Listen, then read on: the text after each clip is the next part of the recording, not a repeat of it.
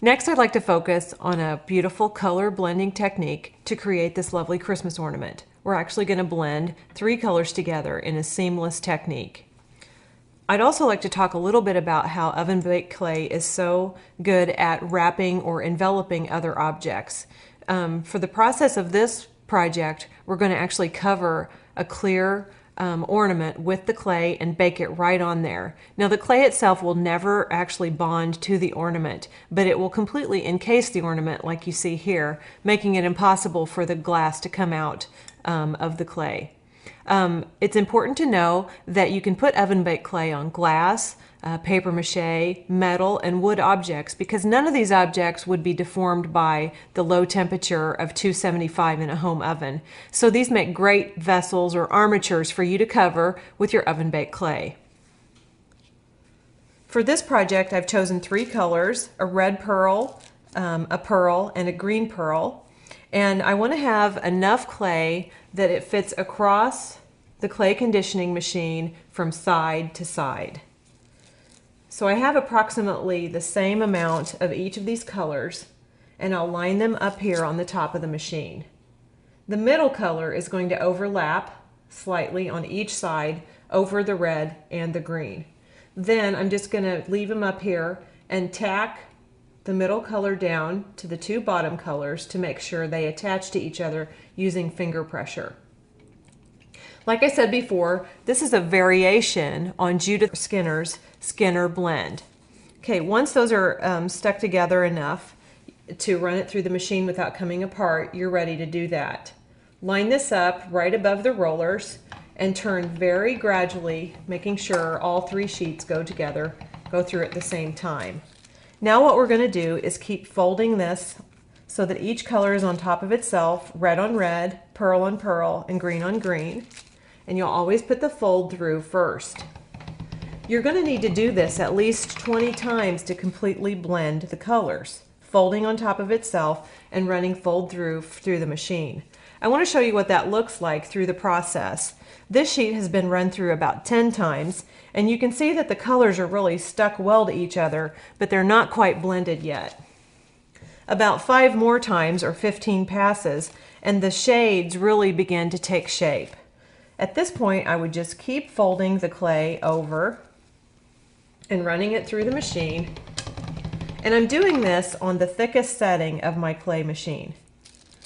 Another place to check is that when you fold it over, you want to make sure your colors are kept in line.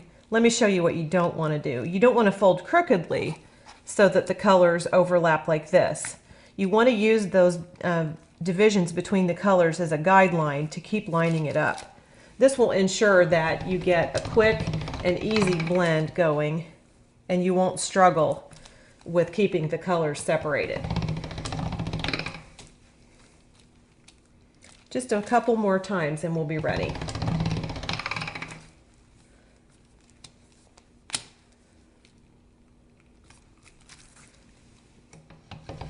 Now at this point you can see that this really wouldn't be quite enough clay to wrap all the way around my ornament. So all I got to do is thin the clay out to make it longer and it'll reach all the way around.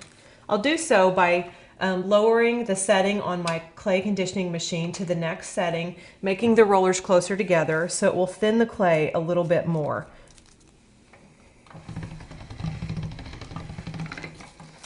And I'm going to do it one more time. I'm down to the number 3 setting now. Be sure again to fold this right on color and roll it through slowly and gently. Now you can see the blend is complete. Red goes to pearl and pearl to green. It's just really pretty. Now I'll take the ball in one hand and I want to line up this pearl stripe right around the center or the largest portion of the ball. You need to remove this thing just so it won't get in your way. But do save it for later because you'll want to use that to hang it on your tree. Okay, I want to line the pearl up right around the middle.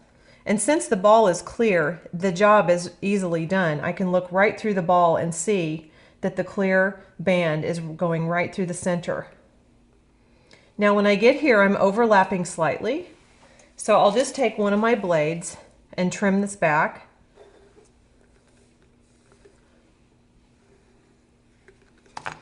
Pulling that excess clay away. and then I'll just smooth the seam with my fingers.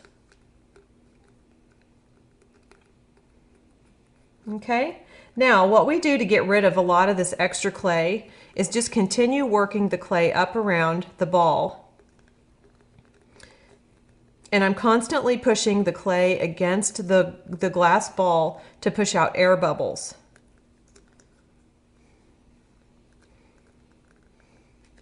Now once I get up close, I'm going to start working on 4 pleats, meaning I'll push the clay as close into the ball as I can, but the excess clay, I'm going to allow it to bunch up into pleats like this. And you'll want to do this on both ends.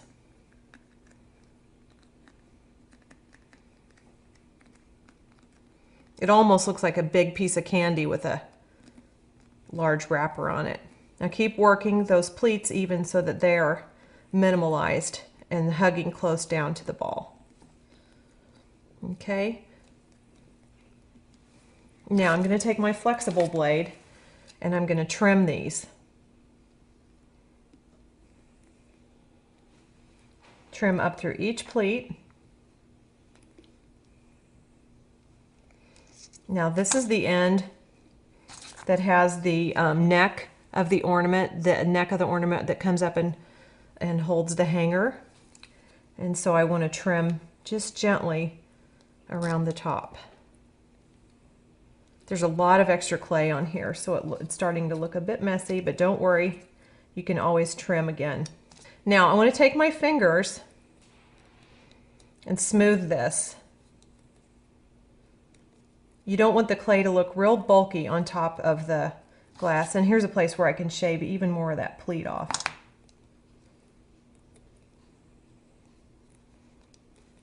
Now don't worry about the lines created here. We're going to cover those up with some additional decorations, but I do want to go ahead and pinch this up around the neck to make it look a bit neater, and I'm going to trim that one more time.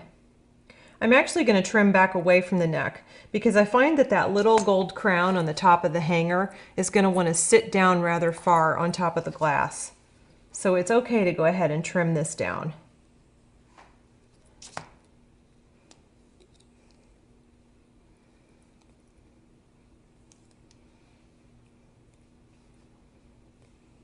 Okay, same thing on this end. Just quickly trim our pleats back.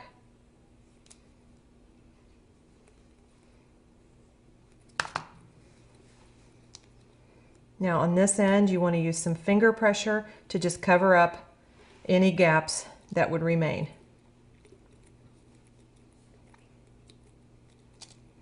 Okay, now what I did on this ornament was I created a series of shapes to go over the top. I made 8 of those, and that helped cover up my seams and any bunches that I had where the pleats were removed.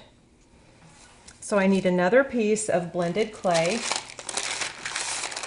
And this one I've rolled through the clay conditioning machine on at least a 3 or a 4 setting, so it's very thin. I also produced a little template out of cardstock that would help me make that shape. So I'm going to line that shape up with the center, the widest part of the shape, right on the pearl. And I'll take my flexible blade and cut out. You'll be able to see better on this cut because it'll be facing you. Line that up with the edge of that template and cut. I'll do that again to show you. Line that up and cut. You'd want to have 8 of these, and when you apply them to the ball, it's okay to have areas that aren't perfect as long as you know how to cover them up. So the first one is going to go over my major seam, and this time I want to put the red end toward the green and the green end toward the red, and this will stick right on over the top. The next one I place would be opposite that, so I work kind of in a north, south, east, and west fashion and securing it into place.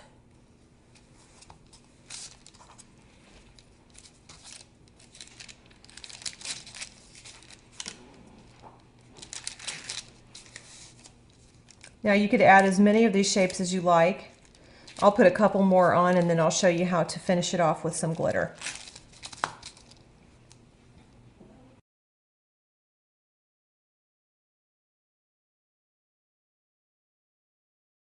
Just pushing the last section on here. Reminds me, one of the great things about oven baked clay is that it sticks to itself, which makes assembling a project like this just a snap. Okay, so I've got all my additional pieces over the top, and I want to go one more step and add just a little bit of a transparent, very, very fine glitter. Because the oven baked clay is a little bit sticky, the glitter will adhere to it without any adhesive. So I'll just put some glitter on here and spread it around with a paintbrush. Once you've got glitter all over the ornament, you're ready to bake it in your home oven at 275 for 30 minutes because for this project I used Primo Sculpey. Don't forget that once the ornament's out of the oven and cool, to put the hanger back on just by inserting it back into the neck of the ornament. It's going to look lovely on your Christmas tree. Now it's time for you to get creative.